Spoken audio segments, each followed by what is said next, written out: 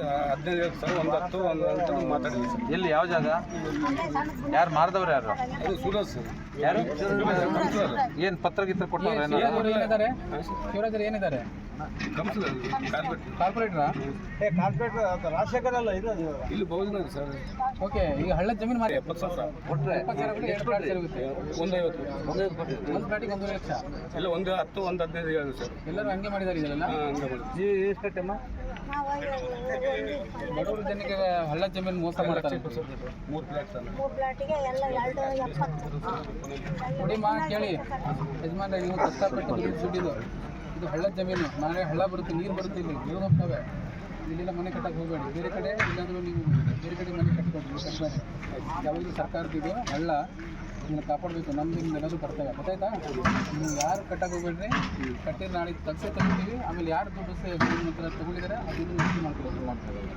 Message ಮಾಡಿ complaint ಕೊಡಿ ಸಾಹೇಬ್ರಿಗೆ, ಅವರು ರಿಕವರಿ ಮಾಡ್ತಾರೆ.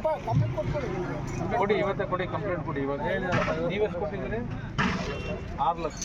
ಎಲ್ಲಿ ಯಾವ ಜಾಗ? ಹಳ್ಳ ಜಮೀನು ಲಕ್ಷ ದುಡ್ಡಿಗೆ ಮಾಡ್ಬಿಟ್ರೆ ಇದು ಹಳ್ಳ ಅನ್ನೋದು ನಿಮಗೆಲ್ಲ ಗೊತ್ತಿಲ್ವಾ? ಇಲ್ಲ ಸರ್, ನಾವು ಕಾಲೇಜಿಗೆ ನಮಗೆ ಪತ್ರ ಏನು ಕೊಟ್ಟವ್ರೆ? ಸರ್ಕಾರಿ ಹಳ್ಳನ್ನ ಯಾರಾದರೂ ಕೊಡ್ತಾರೆ ಮಾರ್ತಾರೆ ಅಂತಂದ್ರೆ ನೀವು ಹೆಂಗೆ ಮಾಡ್ತಾರೆ? ಅಲ್ಲಿ ಪಕ್ಕದಲ್ಲಿ ಹಳ್ಳ ಹೋಗ್ತಾ ಇದೆ. ಎಲ್ಲ ಬಡವರಿಗೆ ಮೋಸ ಮಾಡಿದ್ದಾರೆ. ಹೌದು ಸರ್, ಮೋಸ ಮಾಡಿದ್ದಾರೆ. ಕಂಪ್ಲೇಂಟ್ ಕೊಡಿ. ಒಂದು ಕಂಪ್ಲೇಂಟ್ ತಗೊಂಡು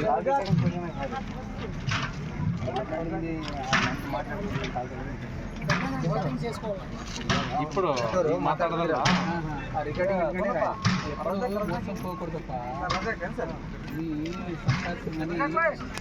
మంచి ప్లేస్ అందుకే కట్టాలి. ఇక్కడ వద్దు, హళ్ళ ఉంది. ఇది ಹಳ್ಳ ಇನ್ನೂ ಶತಮಾನ ಹೋದ್ರು, 100 ವರ್ಷ ಹೋದ್ರು ಹಳ್ಳನೇ ಬದಲಾಯಿಸಕ್ಕಾಗಲ್ಲ. ಮತ್ತೆ ಬರೋಬ್ಬರಿ ಏನು ಮುಳುಗುತ್ತದ ನೀವು?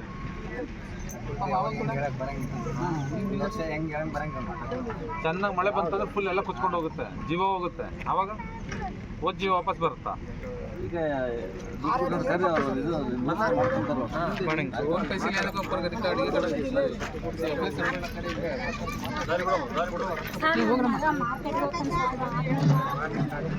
ಬರ್ಲಾದ ಯಾವುದೋ ಒಂದು ಶೆಡ್ ಹಾಕಿದ್ವಿ ಸರ್.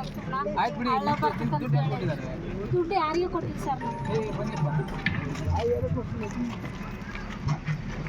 ನಾವು ಜಾಗ ಸ್ಥಳ ಐತೆ ಅಂತೇಳಿ ಬಡವ್ರು ಅಕ್ಕಿ ಮನೆ ಅಂತ ಹಾಕಿದ್ವಿ ಸರ್.